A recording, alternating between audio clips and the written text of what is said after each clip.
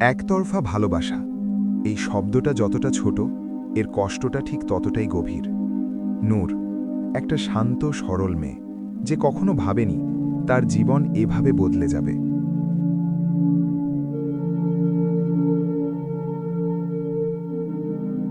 কলেজের একটা সাধারণ দিন, হঠাৎই তার চোখ পড়ে ফাখিরের দিকে।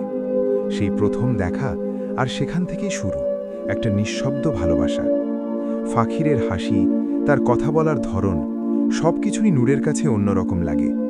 নূর প্রতিদিন তাকে দেখত, কিন্তু কখনো কিছু বলার সাহস পেত না। একদিন সে সাহস করে একটা মেসেজ পাঠায়, হাই। ফাখির রিপ্লাই দেয়, কিন্তু খুবই সাধারণভাবে। তবুও নূর খুশি হয়ে যায়, কারণ তার কাছে এই ছোট্ট রিপ্লাইটাই ছিল অনেক বড় কিছু। দিন যেতে থাকে, কথা হয়, কিন্তু শুধু নূরের দিক থেকেই। ফাখির কখনোই বুঝতে চায় না নূর তাকে কতটা ভালোবাসে।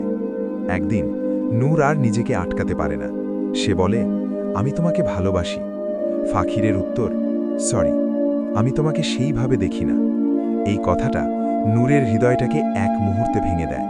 সে রাতে তার চোখে ঘুম ছিল না, শুধু ছিল কান্না আর কষ্ট। ভালোবাসা ধীরে ধীরে ঘৃণায় পরিণত হতে থাকে।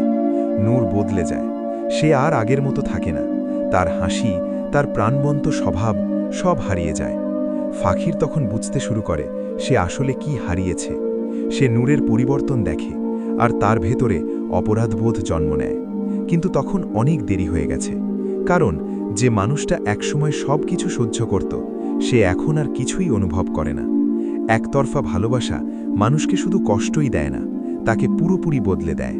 কারণ সব ভালোবাসার শেষ সুখে হয় না।